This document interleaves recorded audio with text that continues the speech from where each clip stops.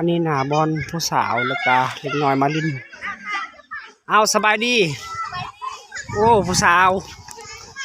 อันนี้เป็นผู้สาวหมู่บ้านเลยสองเอ้ยน้องงามๆเลยทุกคนระบายกล่องนี่แม่นห้องวิทย์ไทยของหมู่บ้าน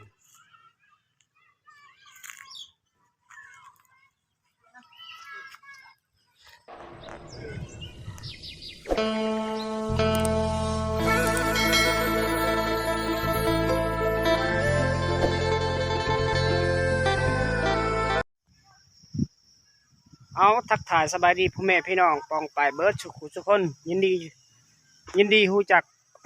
ส่อง YouTube บ่าวลิงชนบทตอนนี้ช่วงนี้อยู่หมู่บ้านแห่งหนึ่งในชนบทคือเก่าเลยทุกคนพออัปเดตหลักการวิถีชีวิตดำรงชีวิตของหมู่บ้านแห่งหนึ่งดนเทื่อนึงเลยทุกคนพอ FC พังลาวพังไทยก็มารับชมนำกันทุกคนนะมาติดตามนำกันวิถีชีวิตของชาวบ้านกันอยู่กันกินกันไปกันมาทุกคนเลยอันนี้แม่นทางเข้าหมู่บ้านเลยทุกคนพออัปเดตดำรงชีวิตประมาณ4-5 โมงแรงทุกคนเลยไปรับชมไปรับเบิ้งรับชมเอาตอนนี้กะอยู่หมู่บ้านแห่งหนึ่งเพราะว่าดนเทื่อนึงใดตัดคลิปมื้อนี้กับเปิดวิดีโออยู่หมู่บ้านแห่งหนึ่งใดทุกคนหมู่บ้านนี้แม่นหมู่บ้านห่างจากตัวเมืองประมาณ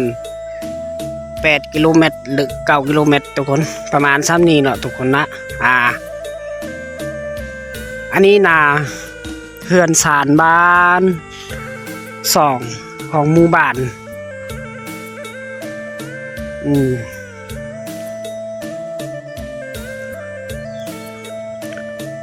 เพราะว่าหมู่บ้านนี่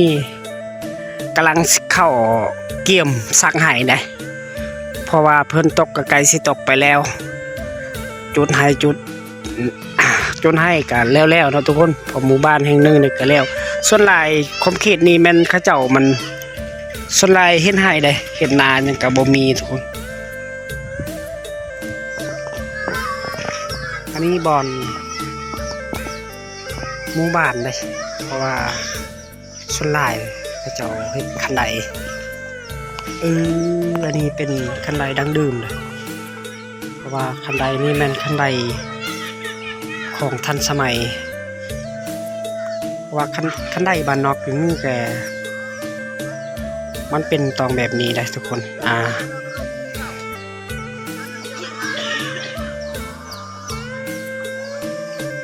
ันนี้บอลมีสัญญาณแมตได้เพราะว่าหมู่บ้านนี้นำส่วนหลายเขาจะไปลินแม่นสถานที่บอลลินแม่นสถานที่บอลนี้เลยเพราะว่าจุดนี้แม่นมีสัญญาณแมตและมีสัญญาณโทรเพราะหมู่บ้านนี้แม่นหมู่บ้านบ้านนอกที่สุดในชนบทห่างไกลห่างไกลกับตัวเมืองประมาณ8 กิโลเมตรหรือ9 กิโลเมตรประมาณนี้แล้วทุกคนเพราะหมู่บ้านแห่งนี้ก็ส่วนหลายพระเจ้าแม่นบอลสถานที่เล่นเกมแล้วพวกเล็กน้อยแล้วก็ซุ่มผู้สาวกับกอกกลางคืนกับบอลนี่ล่ะทุกคนเนาะเพราะส่วนหลายมากมันกับบ่หลายมันส่วนหลายมากกว่าเพราะตัวนี้มันหลายมาก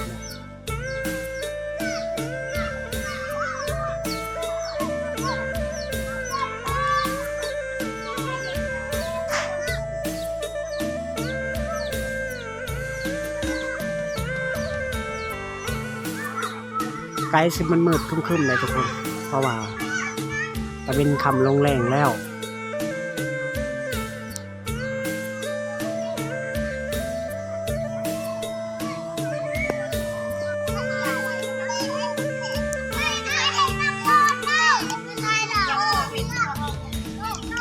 เพราะว่าเล็กน้อยลายเขาขึ้นต้น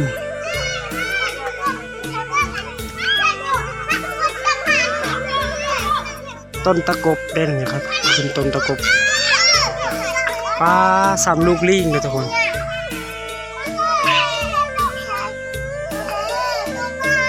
เพราะว่าตอนนี้อยู่หมู่บ้านแห่งหนึ่งในชนบทคือเก่าทุกคนพออัปเดต แต่ลำดงชีวิตของหมู่บ้านนี่กะผู้เสพผู้สาวพวกน้องๆมาลินมาเที่ยวมาแอนอันนี้นะผู้สาวหมู่บ้านแห่งหนึ่งในชนบทคือเก่าเพราะว่าเขาเจ้าลินนำหมู่บ้าน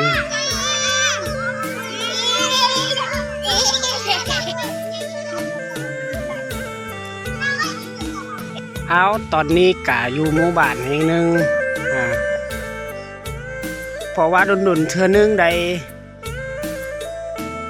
ตัดคลิปมื้อนี้กับเปิดวิดีโออยู่หมู่บ้านแห่งหนึ่งได้ทุกคนหมู่บ้านนี้แม่นหมู่บ้านห่างจากตัวเมืองประมาณ8 กิโลเมตรหรือ9 กิโลเมตรทุกคนประมาณซ้ำนี้เนาะทุกคนนะอันนี้นาเฮือนศาลบ้าน2ของหมู่บ้าน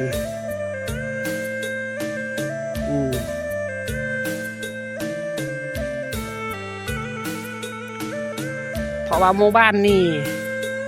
กำลังเข้าเกี่ยมสักไห้นะเพราะว่าเพิ่นตกกับไกลสิตกไปแล้วจุดให้กันแล้วเนาะทุกคนพอหมู่บ้านแห่งหนึ่งนี่ก็แล้วส่วนหลายคมเขตนี้แม่นเขาเจ้ามันส่วนหลายเฮ็ดให้ได้เฮ็ดนานี่ก็บ่มีทุกคน